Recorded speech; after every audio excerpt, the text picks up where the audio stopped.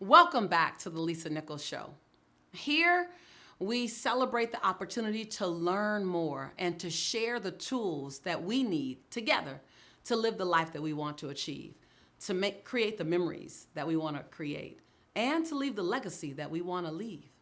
I love reading your comments.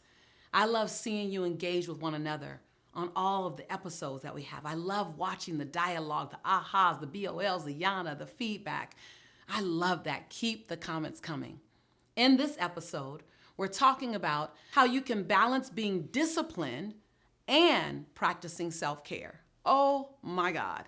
This particular lesson, I'm not just bringing to you because I know it. I'm bringing it to you because I struggled with it for so long.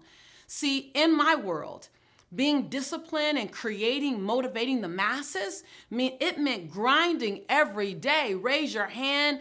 Type in chat if you say Yana, you are not alone if you are a grinder. Like I was on the treadmill every morning, not physically, but figuratively. I was on the working, creating, developing motivating the masses treadmill every single day. 16, 17-hour days, 7 days a week. I take a little break on Sunday, but I put in at least 5 to 6 hours on Sunday.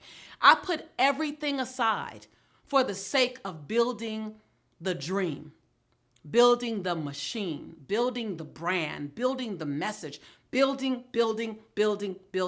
And while that's necessary, it's so important for you to have the discipline of consistency, the discipline of putting the units of time in, whether you're doing research and development, whether you're doing practice and operation, whether you're doing debriefing and assessment, whether you're doing implementation, whatever it is you're doing in building your dream. It's important to have the discipline to be consistent in that practice. That's important. Consistency is going to bring about results. It's going to give you great results or it's going to give you great lessons. And either one you need. However, the area that I lacked in was the area of practicing self-care. Raise your hand if self-care is the muscle that's still and atrophy. You know how if you've seen Popeye, this might date you. If you're old enough to know about Popeye, then we're in the same zone. You know, Popeye would put a muscle up and the muscle would be nice and round, and olive oil would put the muscle up and the muscle would hang from the bottom and just kind of wiggle. Well, my discipline muscle to build the business, to build the dream was a Popeye muscle. It was solid, not going anywhere. Hold on, was that solid? Okay, yeah. It was solid. It wasn't going anywhere. But my olive oil muscle was the muscle of practicing self-care. So if I'm going to teach you and inspire you to do anything, I'm going to say, don't do it like I did it. Do it like I learned how to do it.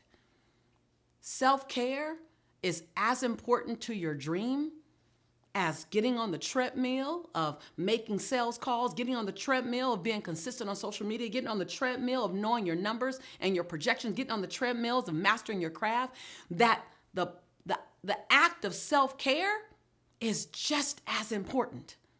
Because realize that what you're doing is not a sprint. You're not building something that's short term. You're building something that's a marathon. You're building a long haul. You want the work you do now to turn around and serve people in the next 20 years, whether you're still at it or not.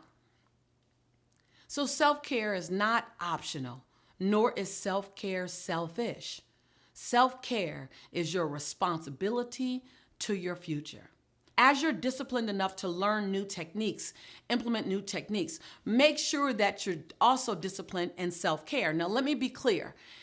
Self-care does not mean balance. Balance is a myth and harmony is a must. What do I mean by that? You'll never rest for the same amount of time that you work. If you're a go-getter, if you're like me, if you're a gladiator, a change agent, a mover and shaker, then everything is not equal.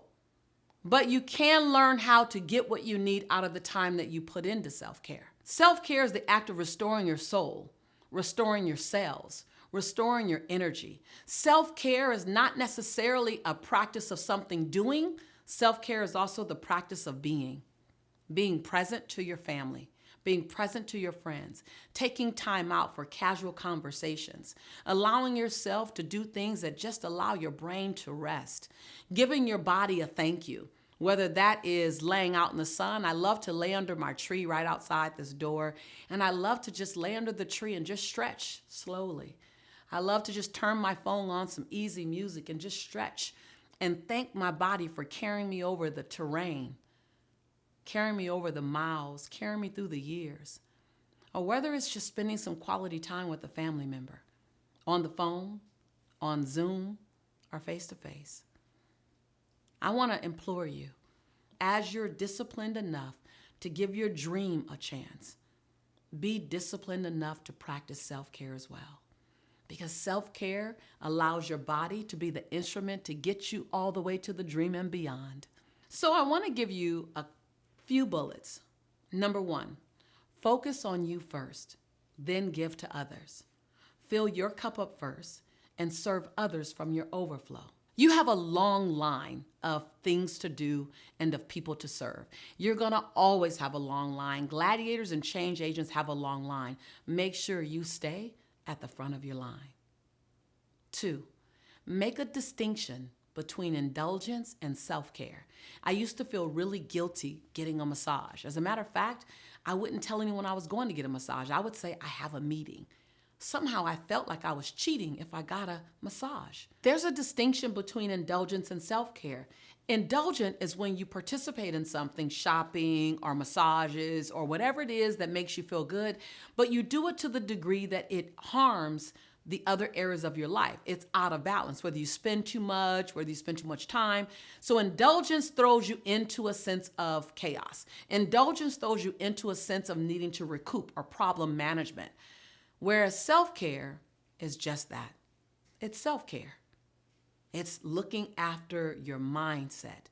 There's mental self-care, there's spiritual self-care, and there's physical self-care, and there's emotional self-care. So understand the distinction between indulgence and self-care. And don't let indulgence be an excuse by saying you're in self-care. And don't skip self-care because you feel like you're indulging too much.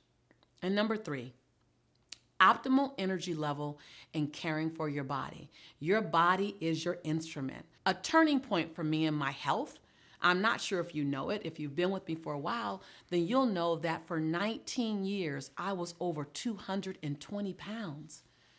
All of my first books, Chicken Soup for the African American Soul, The Secret, when I was on Oprah and Steve Harvey, I was over 220 pounds. And it wasn't until I really got clear that my optimum energy level and caring for my body was really honoring my purpose. I didn't connect the two dots. That if I really wanted to live in my purpose, if I was committed on this purpose called transforming lives, healing humanity, creating bridges where walls once existed across cultural lines, if I was really committed to that calling on my life, then I had to also be committed to optimum energy and optimum care for my body, because my body, your body, is the vehicle to live out your life's purpose. When I realized that my body was the vehicle to live out my life's purpose, all of a sudden, every single excuse to becoming healthy had to die away. So let me recap. First, focus on you and then give to others. 2, make a distinction between indulgence and self-care. And 3, make sure you maintain optimal energy levels and caring for your body. Make that mandatory. Remember, this show is not just a monologue. It's a dialogue. It's a conversation between you and I and some other amazing gladiators. This community is safe to discover, to rediscover, to learn, to not know at all, and to be brilliant in. I'd love to hear from you. I'd love to hear your breakthrough out loud. Lisa, I didn't realize that. Oh my God, now I get it. What from this episode shakes you to your core? Lisa, I realize that I haven't been putting myself at the front of my own line. Matter of fact, I'm not even in line. Lisa, I realize that I do look at self-care as if it's indulgent. Lisa, I realize that if I'm going to do this, I have to acknowledge that my body is the instrument that's going to get me there. Whatever your aha is, I'd love for you to leave me a comment below. And be sure, if you haven't already done so, to subscribe. We're going to have more delicious dialogue and courageous conversations here always. And look out for more great content in the future, because I'm bringing it to you for you. And a lot of it is coming through you to me, and I'm simply serving it back in the way that you can digest it, ingest it, and more than anything, implement it. After all, this is your home, and we are your tribe. And I'm your sister in prosperity and in possibility. And when I say that I believe in you and I love you, it's because I do. I cannot wait to see you and serve you again real soon.